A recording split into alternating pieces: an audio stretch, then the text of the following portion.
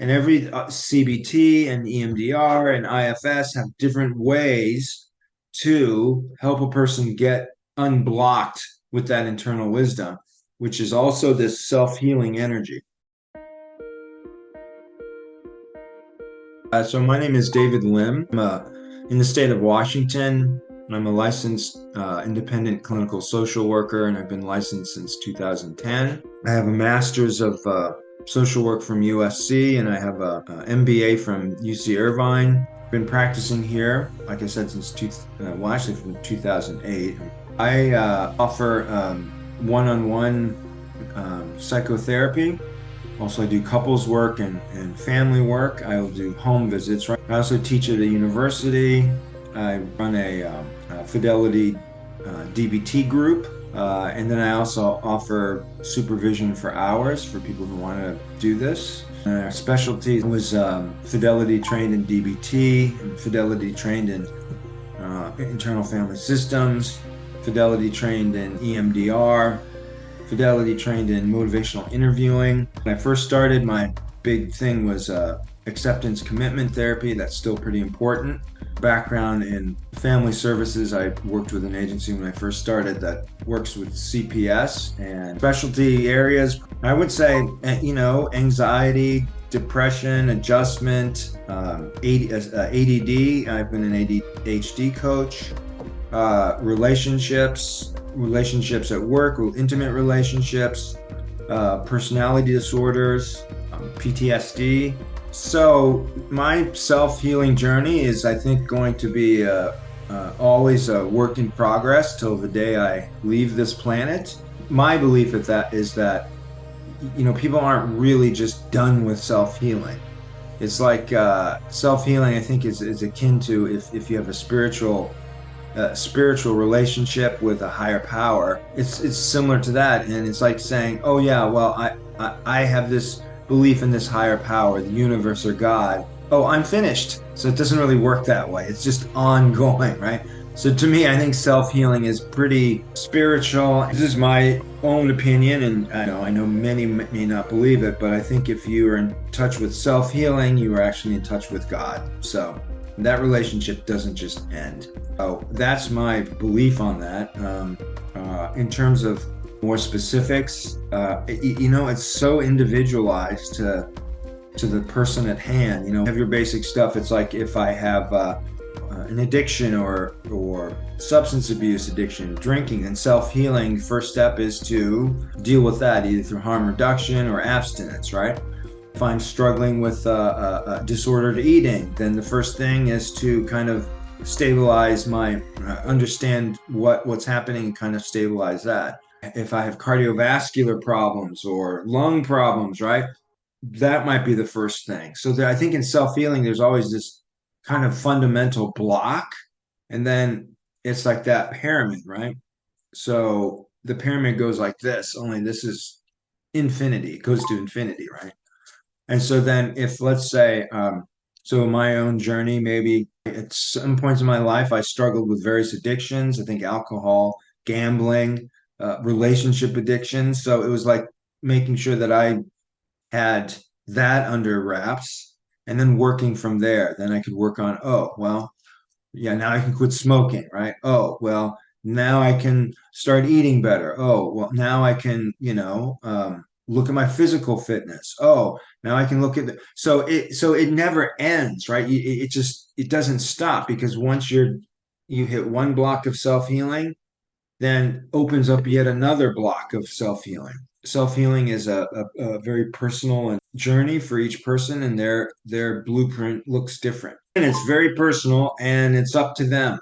The only thing I can do, if I'm using like EMDR or IFS, right? It's all up to them. For EMDR, I'm just completely guiding. They're figuring it out, right?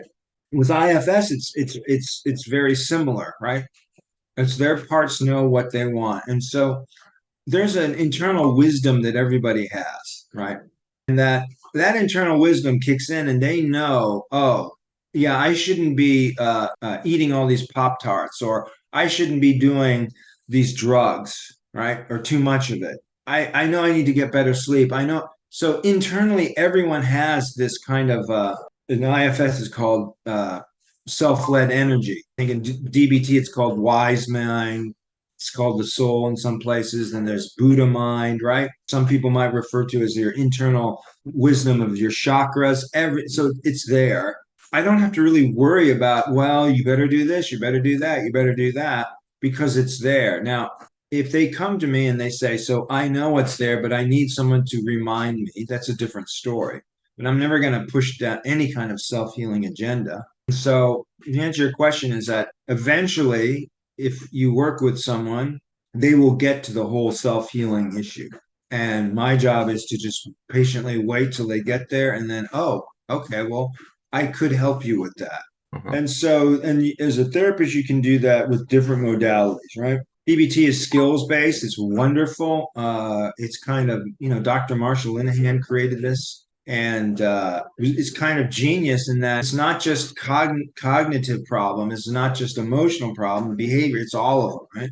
And so if I have a self-healing journey, then DBT says here's 26 or so skills, all the acronyms that all are about self-healing. And so you can say, well, a person can say, here's where I want to go. And then you can target, DBT can target it. And the therapist is a little bit more kind of involved, right? But it's based on what that person needs and wants. So did you try this skill? Did you try this skill? Did you try this skill? So if you do IFS, then it's like you get to know your internal subconscious personalities and their agendas and what they want. But there's always that core, right? EMDR, it's like something is stuck, right? A memory is stuck, and that the memory and the experiences and all that associated with that, it's just stuck. So EMDR is like you're just kind of processing through it, and once you process it through it, then that internal wisdom. So there's always something blocking internal wisdom, and every CBT and EMDR and IFS have different ways to help a person get unblocked with that internal wisdom, which is also this self-healing energy. So inner knowing exists, and everyone will tell you, yeah, this is what I need to do. They know, people know. People know that overeating is not the best thing. People know that over drinking is not the best thing. People know that when they're exercising too much. People know when they're going to work too much, right? It's all so the first one is how do I access inner knowing? And the second phrase or word is fun. So fun in terms of unassisted fun not to avoid, as a distraction, but just have, so, little kids, if a little kid is playing and running around, they're not thinking about overeating or using drugs or going to work too much. All right, it's time to eat. I'll eat now, go out and play. Oh, it's time to drink water, go out and play, right? They're not thinking about, oh, I need to get my pack of cigarettes right now. If you let a kid alone and they can access that fun, that's important too. But then the next thing, the third word is, I don't want to use the word balance because it's been so overused. Third word, I think, is multiplicity. In other words, people have so many things they're good at, right? And so many things they like to do. And sometimes you have to focus on one thing, like you. And I'm going to bring this up because your breakdancing at Navos was fantastic. And then I watched all your videos, and then turns out that I knew some of the people in your field because of my own amateurish dance stuff, right? But sometimes you have to focus on something to get, if that's your passion, right? There's a multiplicity of things that I want to do and I need to do and I get to do. So, but I think for me, it's really about inner knowing, having fun, and the sense of multiplicity within you. Time is short. Your body changes, your mind changes, right?